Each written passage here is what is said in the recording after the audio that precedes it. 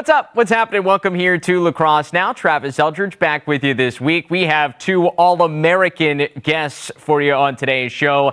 Tucker Dordevic, now at Georgetown, the Syracuse transfer, talking about that decision to go play for the Hoyas, what that transition has been like. And we'll talk with Caitlin Wurzberger from North Carolina. The offense seemingly now in her hands after Jamie Ortega has graduated, so we'll catch up with her as the Tar Heels look to follow up an all-time great national championship season. But we're going to start things on the men's side, and we're going to start things with the Inside Lacrosse Media Poll. It has been released. I am once again a voter here this year. So what I'm going to do is take you through my top 20, exactly how I voted in this preseason Inside Lacrosse Media Poll. I'll give you some comparative notes with where teams are ranked in the IL Media Poll, and just one quick hitter on all 20 teams that I have in the poll. Something, either a question I have, the reason they're ranked, just some kind of facts in order to give you a little context as to why teams are where they are in my media poll. So we'll start right at the top, go 1 through 20. We'll start at number 1, Virginia. I've got the Cavaliers at number 1, despite the fact that they lost in the quarterfinals last year to Maryland. But the thing I just keep coming back to with Virginia is, I think they have maybe the best player in the country in Connor Schellenberger, at least at the attack position. So that's number 1. You got a Tewaaraton finalist, Tewaaraton contender at your number 1 spot. And the talent is all over the field. I mean, this team is absolutely loaded. You add in Ricky Maizan, the former Stanford linebacker, who's now on campus. The videos coming out with Maizan at practice are ridiculous. He's gigantic. Good luck to the rest of the ACC trying to match up with that. So I've got the Cavaliers with all of that talent on both ends of the field coming back. I've got them number 1. Which brings me to number 2. I've got the Terps there, the defending national champs. Of course, obviously a great season a year ago, an all-time great season. We know the defense is going to be great. The reason I don't have them number 1 is, what is the offense going to look like? Because they got a lot of pieces to replace there. I don't have any questions that John Tillman and company will find ways to answer those questions on offense. I just don't know how long it's going to take. So I've got them at number 2 here in the preseason. Number 3, speaking of Georgetown, we'll have Tucker Dordevic on in a little bit. Great piece to add into the mix, whether he's running at attack, midfield, whatever. The transfers are there. They bring back a bunch of talent as well. Now the question, can you get it done in May? Until that moment, I won't be fully in on Georgetown, but this Hoyas team looks to be loaded again, both ends of the field. At number 4, this is where I'm a little different from the media poll. I've got Yale there. They're 7th in the IL media poll. I just really like the young talent last year, and I think they started to really prove themselves middle to the end of last season of what this team actually could be. And then it's all centered around Matt Brandow, who is a first-team All-American attackman in my book, a Tewaaraton contender along with Connor Schellenberger and Sam Hanley. So I like all of that around for Yale. At number 5, Cornell. Of course, they got to championship weekend a year ago. They may have the best cover guy and attackman in the country, at least that combination with C.J. Kirst and Gavin Adler. Both are going to be All-American consideration type guys. Cornell will be back in the mix. I just like Yale a little bit better. At number 6, another ACC team. Let's go to Duke. Another team that is loaded with talent. Brendan O'Neill. Can he take that next step and be the guy? I thought he kind of started to become the guy at Duke last year. Can he really be the guy and be talked about with the Schellenbergers and the Brandows of the world? I think that happens. They've got talent everywhere on this field. Number 7, I've got Notre Dame. I got them a little bit lower than they are in the media poll. They got 3 first-place votes, which especially, I know they finished last season really strong. It's just a little head-scratching to me, considering they didn't make the NCAA tournament. Now, you could argue they probably should have made it, but the reality is they did not make it. They were not one of the final 16 teams playing in the tournament last year. So I wonder if they would have played in the NCAA tournament, and say they lose in the quarterfinals. Are they getting first-place votes? I almost feel like the fact that they got snubbed last year kind of jaded the fact that we didn't see them lose at the end of the season, so now everybody's thinking higher. I think they're very good. I just don't know if they're first place in the country good yet. They may get there at some point. At number 8, Sam Hanley, of course, another Tewaaraton favorite. That's why I've got Penn at number 8. They've proven they can get to May and compete into May. Can they get deeper? Can they get to championship weekend? That'll be the big question for Penn this year. At number 9, a team that did get to championship weekend last year, that's Princeton. Breakout season, but they lost some key pieces. So that's why I've got them down here at number 9. Still really like Alex Lesher at attack. Sam English, Jake Stevens, both terrific in the midfield. They've got pieces there. They just got to answer some questions in some key spots, including in the goalie position. But I really like Princeton. Number 10, this is a team that I have higher the most, and that's Delaware at 10. I mean, almost their entire starting lineup is back from a team that won the CAA title and beat Georgetown in the NCAAs last year. This team was a couple of goals short of Cornell of making championship weekend, and they bring everybody back. I mean, if that team is in the ACC or the Big Ten or maybe even the Patriot League, they are clearly a top 10 team. That's why I've got problems with Delaware being any lower, because this team is loaded. Starting attack is going to be scary. Mike Robinson, Ty Kurtz, JP Ward work terrific together. They've got an All-American defenseman in Owen Grant, who may be up there in conversations with one of the best defensemen in the country. Delaware is a team to keep your eye on.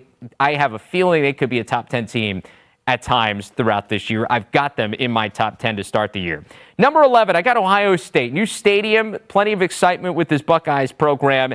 Jack Meyer is going to be a star. They will compete with Maryland for the Big Ten championship this year. I think Maryland, I don't think nearly as dominant as they were last year, maybe even in the last 2 years. I think the Buckeyes may be one of the best contenders in the Big Ten against the Terps. At 12, another one of those teams that will be in that Big Ten conversation. I've got Rutgers.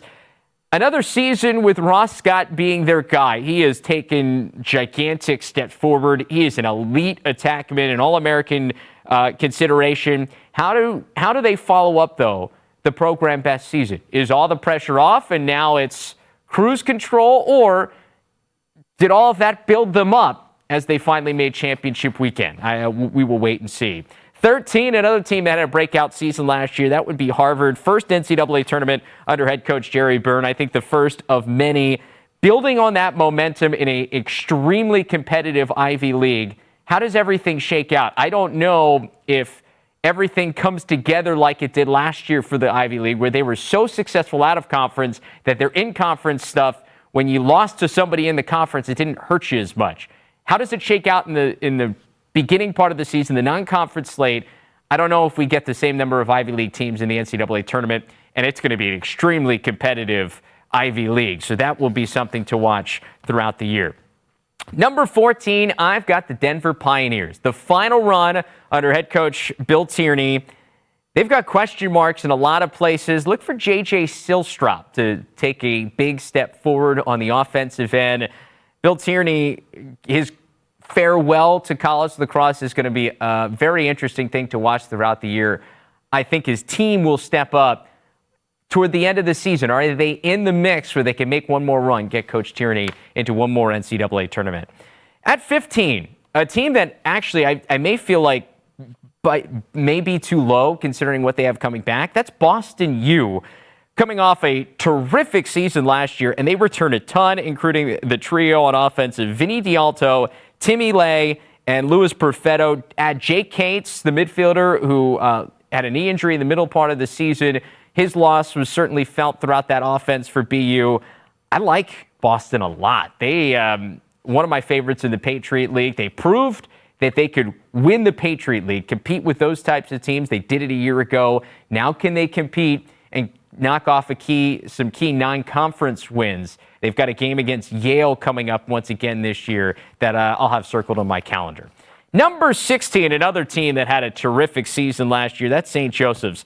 Zach Cole was the best face-off man in the country. He's back, and they proved they can compete in May. That game against Penn in the NCAAs, they gave the Quakers all they could handle. It's a team that is returning a ton from that squad, much like Delaware. I feel good about St. Joe's. 16 may be a little too low. They're a team to keep your eye on early in the season with some of these non-conference games, and then definitely late, because I think they are going to be a team to be reckoned with now in a new look Atlantic 10. Number 17, I've got Jacksonville. They've got talent back, couple of key transfers for head coach John Galloway. Now, there's no sneaking up on anybody. I mean, John Galloway has established this Jacksonville program as a perennial top 20 team, perennial contender to win their league. Can they get to the NCAA tournament now that they're not sneaking up on anybody? The conference slate, a little bit different now with the Atlantic 10, and they're in the ASUN. So how does that shake out? Does that get this Jacksonville team, the Dolphins, into the NCAAs, give them a chance at the big party? Number 18, another Ivy League team, Brown. Some key losses, but they bring back an All-American candidate in their goalie, Connor Terrio. They're going to be a team to be reckoned with in the Ivy League, but they had a roller coaster year last year. Things went right for them at the end of the year. Can lightning strike twice? Number 19, North Carolina. The talent there is obvious. They've had great recruiting classes. They know how to bring talent down to Chapel Hill. Now, where's the identity of this team?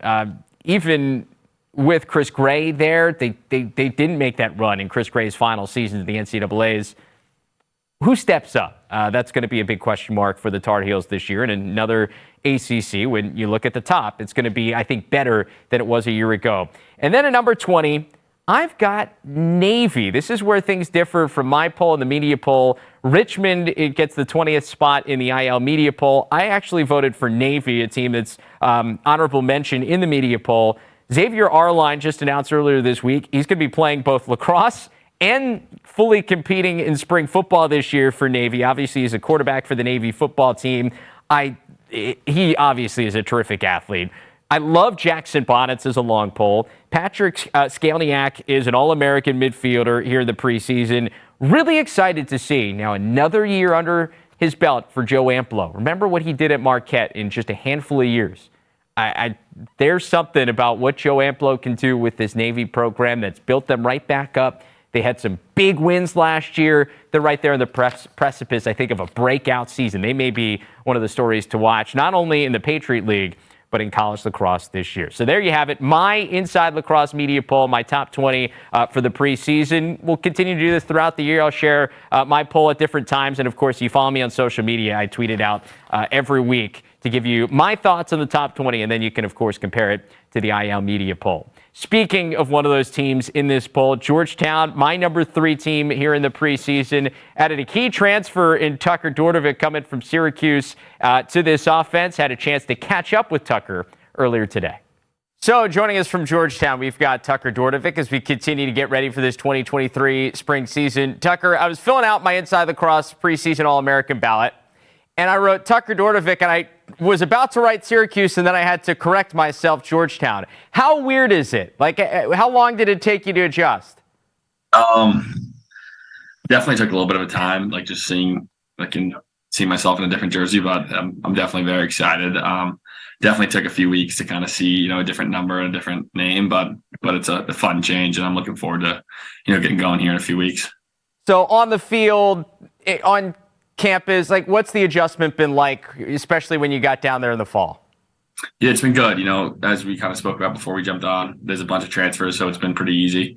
The guys have been super welcoming to all of us. Guys like Will Bowen, who came last year, have made the transition super easy as, we're in their shoes just, 10, 12 months later. So that's been awesome. It's been a blast, and it's been super easy. The coaches have been great. So I can't complain about anything down here. The decision to transfer to Georgetown, clearly, as you mentioned, there have been a number of people. The programs obviously speak for themselves in terms of what you can do on campus. The lacrosse is good. What all went into your decision, and what made Georgetown the right fit? Sure. I think when looking at different schools, I wanted a place that kind of fit what I was looking for and where I am in my life. I'm a little older than your average college student, being a sixth year. So finding a place, that had a city that had, people who are kind of doing the same thing now. Like I said, Bowen is in a grad program, and a bunch of other transfers are coming here. So just having guys that were kind of in the same shoes as me. And then also the staff was great. Like right when I started talking to Coach Warren and whatnot, it was, very, very easy to get to know them. And we became super close in a really short amount of time. So it's just been a fun transition overall. Hey, you mentioned the city. It's like, you're just doing your right out of college work. You just happen to still get a chance to play some college lacrosse, right? Exactly. So it's a win-win for sure. In terms of lacrosse, because you now had a chance in the fall and you guys are back here in the spring, what kind of adjustment, if any, has there been in terms of learning a new system and what Georgetown does compared to what you were used to at Syracuse?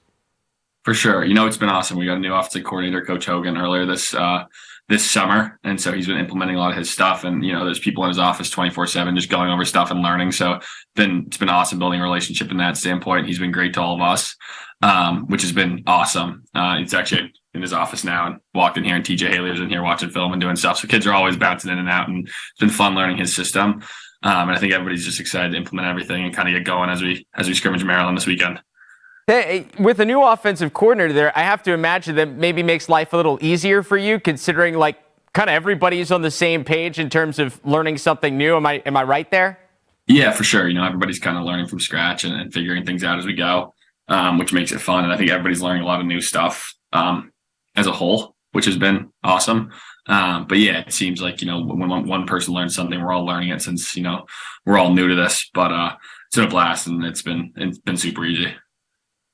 The locker room, because it's a group that the guys that are back came off a disappointing end last year. You obviously didn't have the entire season win-loss wise last year that you wanted. What's the feeling in there that you got as an outsider perspective, and now having been a part of it, what's the feeling as a group? For sure. I think people are definitely very motivated and excited going forward. I think, definitely left a sour taste in their mouth from what it seems. I can't speak for that group because I wasn't on that team last year, but just from, what I've heard and what I see, it definitely seems like, people are just excited and ready and anxious to kind of get going again. They know what we're capable of as a group this year, and just having, what happened at the end of last year as motivation, I think helps fuel the fire and the kiln, and just kind of get everything and everybody roaring and ready to go as we kind of get ready to go here in a few weeks. And so I think just, doesn't really seep out of anybody's mind when we head to practice. People are kind of bringing it up and talking about it. And I think it's a really good fuel for everything going forward. And then us transfer guys, we spoke with the coach. None of us, I don't think, made the tournament last year. So we all have kind of that fuel ourselves and kind of ready to prove a lot of people wrong. And there's a lot of noise here and there about different things. And I think we're all just, excited and humble as a group to just kind of take it game by game and see what we can do. You mentioned Will Bowen as another transfer guy. He also happens to be one of the best defensemen in the country. What's it like to take runs up against him at practice now every day? It's awesome. First it was definitely pretty brutal. I think he got the best of me majority of the time. But I've felt like I've became a much better player going against him every day and picking his brain and learning from him. And he did a bunch of the USA stuff this year, so he learned and grew a lot as well. And so being able to battle with him every single day has been a blast. And he definitely helps me, I think, become a better player. And I think I have became a better player from going against him every day and just kind of bashing heads and going at it, which has been a blast. I was getting prepared for this interview, and I looked back at your post when you entered the transfer portal at Syracuse. And one thing that stood out to me is you thanked Ryan Powell for giving you an opportunity. And I don't know if I ever heard the story. How did Ryan help you get to Syracuse and ultimately kind of get you into this high-level Division I lacrosse? Yeah, so it's a funny story. I was probably 7 or 8 year old. And I don't know if you remember the now extinct Portland Lumberjacks NLL team. But my family knew someone who was affiliated with it. And for my birthday, me and a couple of friends were ball boys for the team.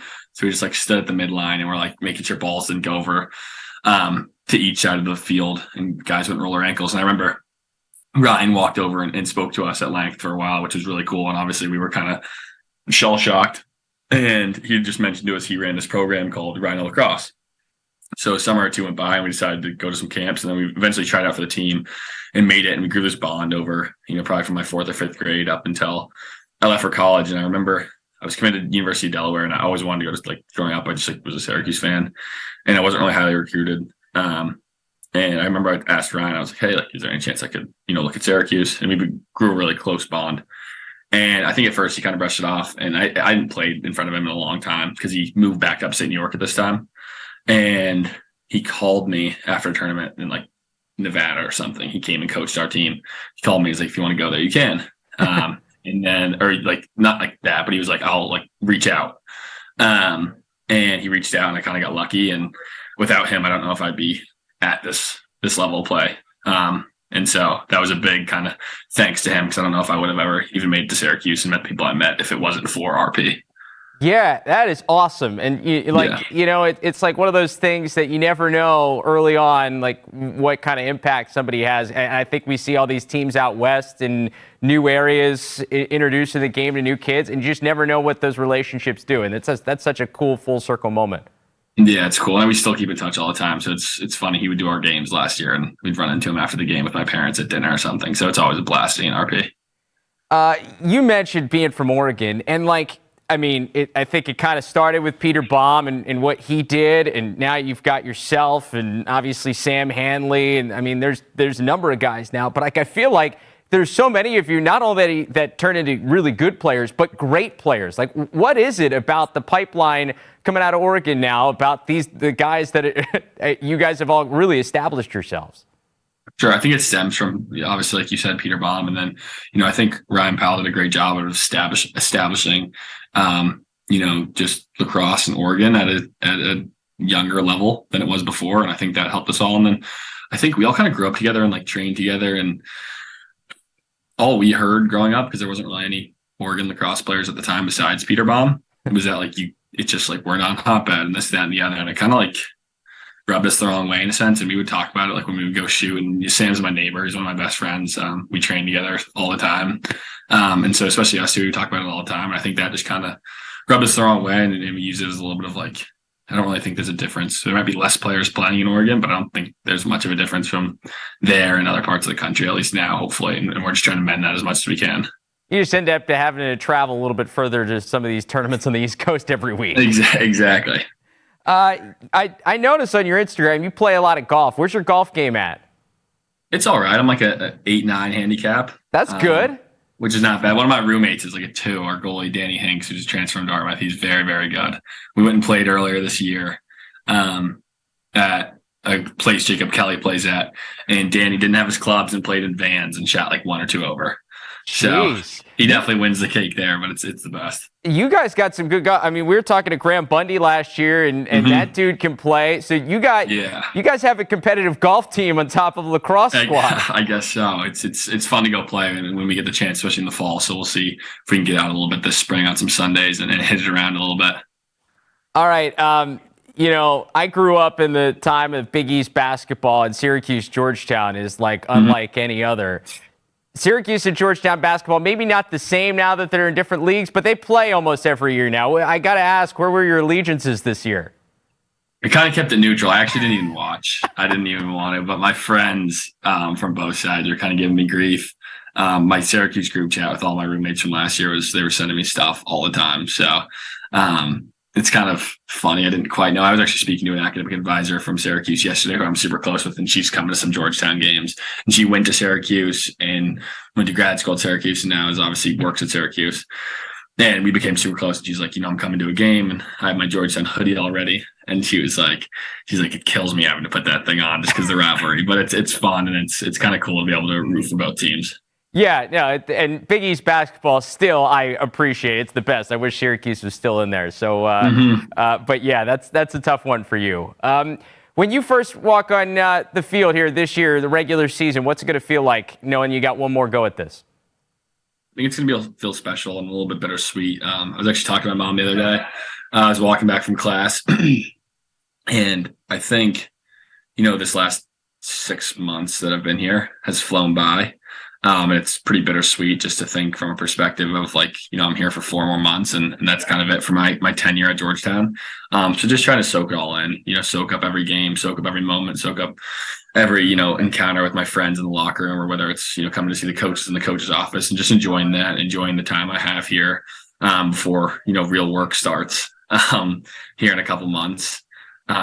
But just enjoying playing lacrosse, for this last time in college, and having fun with my best buddies and trying to win this whole thing. Well, Tucker, can't wait to see you back out there on the field. It's going to be different seeing you in a Georgetown uniform, but best of luck this year. Can't wait to see it, and we'll talk here sometime soon. Sounds good. Thanks for having me. This segment of Lacrosse Now is brought to you by Watch Dingo. So joining us from North Carolina, we've got Caitlin Wurzberger now. Caitlin, you guys are coming off an all-time great year, and I wonder, after having the heartbreak of a couple of years ago, last offseason had to be tough because you're all you want to do is get back to the championship. What's this offseason like now after having like the all-time great year? You like couldn't have scripted it any better. I think it's that same motivation. Jenny has been harping that this is a new team, new offense. We have a lot of stars back on the defensive end, but obviously offensive and midi-wise is different. But I think just having that same mentality of the underdog. I know we're ranked number 1 coming in, but I think this team doesn't have that motivation of we're number 1. I think we kind of have that motivation that we're number 2. What do you take away, and what's the learning experiences from the 2 years? The one where like you accomplish everything but the championship, and then the one where you finish the job. Obviously, different outcomes. I was really lucky to have great All-Americans all around me. I mean, all of our starters were All-Americans basically. So I was really lucky to see how they did everything on and off the field. And I think being able to see like a winning team and a team that didn't make it to the end is great because I know what it takes to win now. So you mentioned it, like you've got all world talent all around you at North Carolina. Like, you know, you can be the number 1 player in the country and you're just kind of part of the mix because everybody's that good. Mm-hmm. Now that you have seen some of the veteran players now move on and graduate, especially Jamie Ortega from this past year, what's this like now where it seems like maybe this is a little bit more your offense than it was some other players in the last couple of years?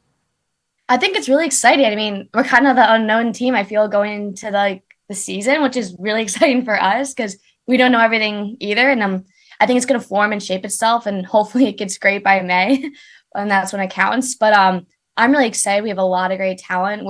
I would say we're a young team just in playing wise, not even just who's on the field, but not as experienced players, but also like new freshmen coming in, and it's really going well. I mean, I think everyone's gelling well together, and the chemistry is coming.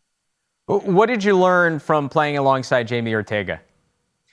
Poise and patience, and obviously really great, talented person. But I think off the field and on the field, just being able to have poise in hard situations and hard work. I mean, Jamie wasn't great overnight. She put in lots of hours outside of lacrosse and practice. And I think just having that poise and being that great leader on and off the field, that might not be through your words, but through your actions.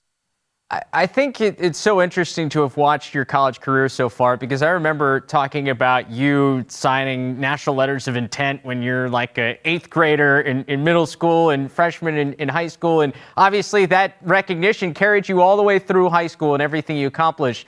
You then get to college and you're on such a talented team that I think some people are like, oh, you're not as talked about as much. How have you handled what that kind of evolution has been like, being the number 1, not only on your high school team, but in the country in terms of recruit, and then you are just part of the mix there at North Carolina when you first get there? How have you balanced that?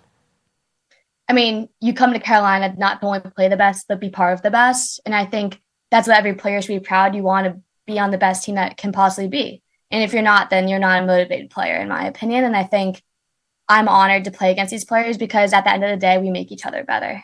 And you're never going to be pushed if someone else is better at something else than you aren't. Like, you need someone to be better and pushing you every day. And I think that's what Jenny, Phil, Coach Marie have done a great job at, is recruiting the best, but also finding a way to make each other better and not just being individual, but finding that team and that culture. Yeah, you can't just sit back on what you did before. You got to keep competing every day, right? Exactly. Oh, you had the opportunity to play for Team USA at the World Games this summer. What did that experience, and especially playing sixes, teach you? Obviously way different game than just 12v12. But just being fast. I mean, to be great in that game, you have to be great stick skills. And I think it really shows highlights the parts of lacrosse that aren't always highlighted in the 12v12, just having fast stick skills, being fast, looking at the play ahead. I had to play defense, which I'm not the best defender. So it kind of puts you out of your comfort zone, but I really enjoyed the speed of the game. And I think it has a great future in our sport. Yeah, I mean, I don't know how much you had really dove into it before the run up to the World Games, but like, what's just your initial impression of having a chance to play that version of it, especially like at that level with those types of stakes? I mean, it's awesome. I mean, I think it's going to bring the exposure of lacrosse that much more worldwide, as lots of players can play it. It's easier to understand, I would say, with rules and stuff, just going back and forth, not as many lines. But I love it personally. I mean, playing that high level lacrosse and that's quick is so exciting and so much fun.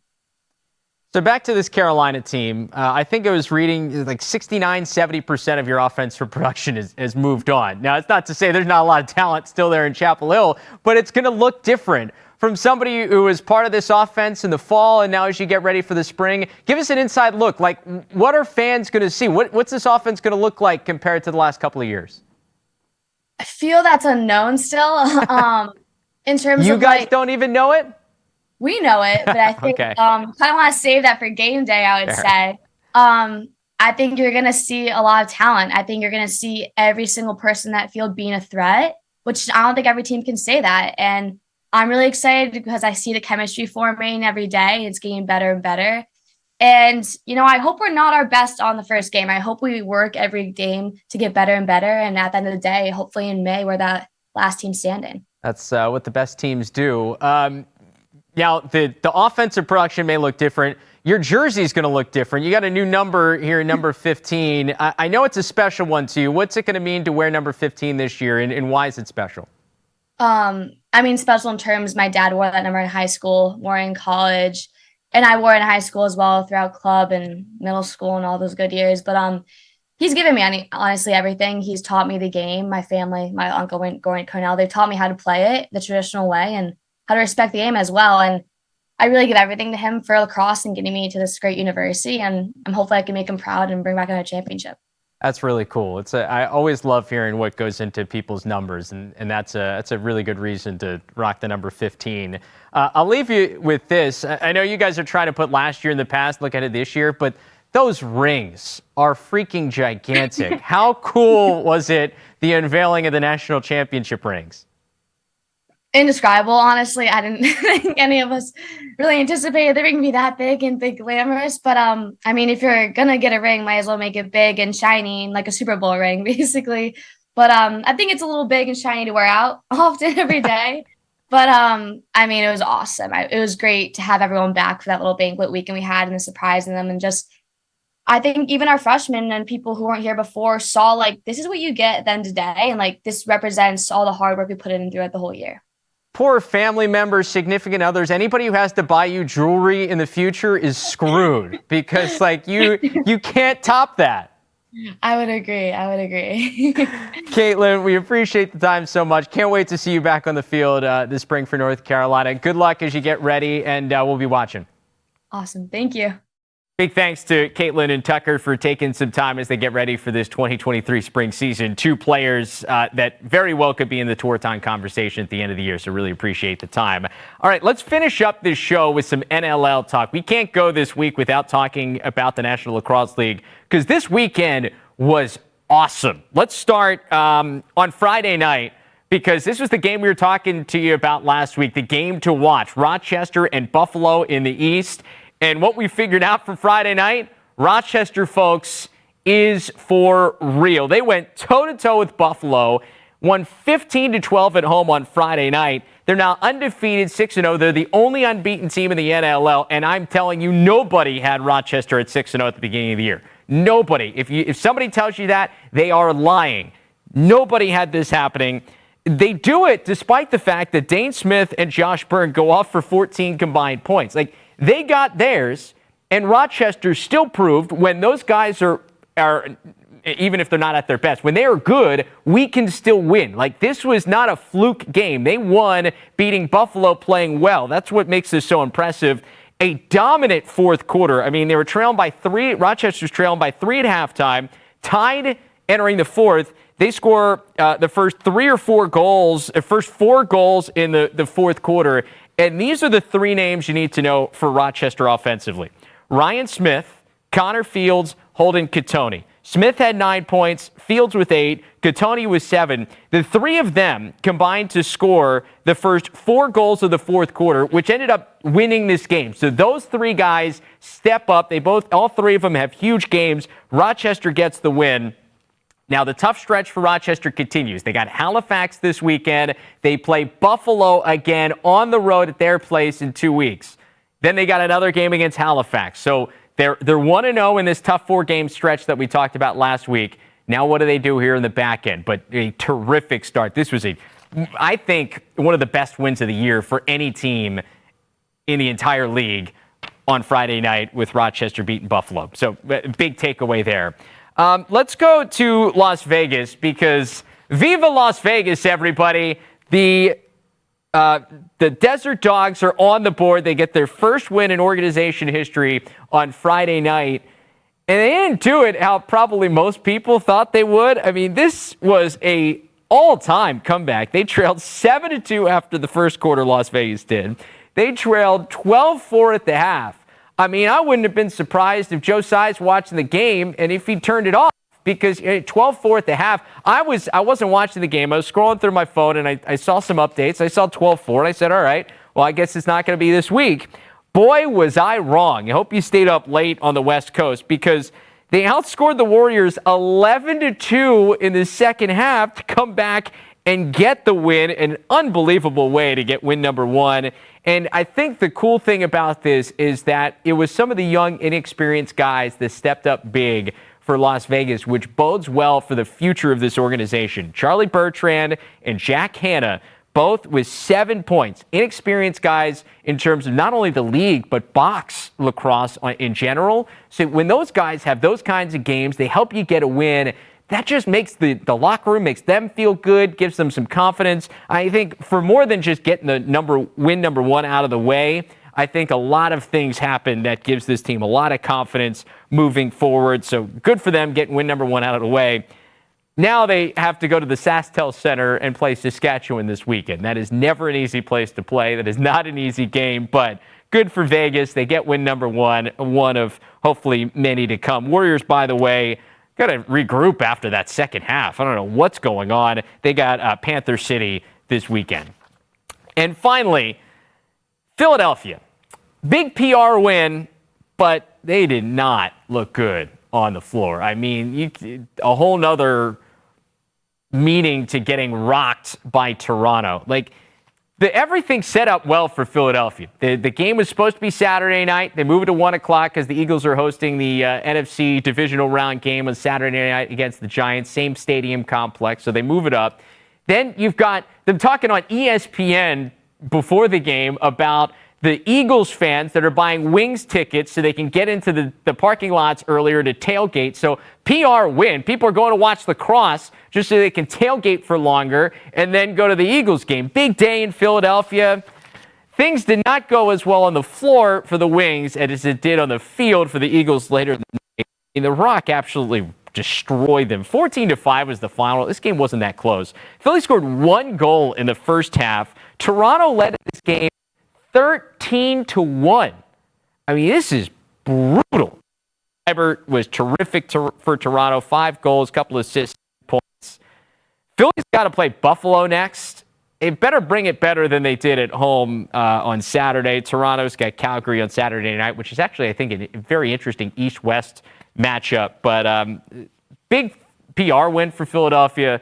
On-floor performance did not match. So those are my 3 takeaways from the NLL this weekend. Another loaded week of games coming up, including Buffalo playing a doubleheader this weekend. So we'll keep an eye on that in the NLL. But that is all the time we have for you this week here on Lacrosse Now. Remember, we'll be right back here on Tuesday for more Lacrosse Now action. But for now, I'm your host, Travis Eldridge. We'll see you.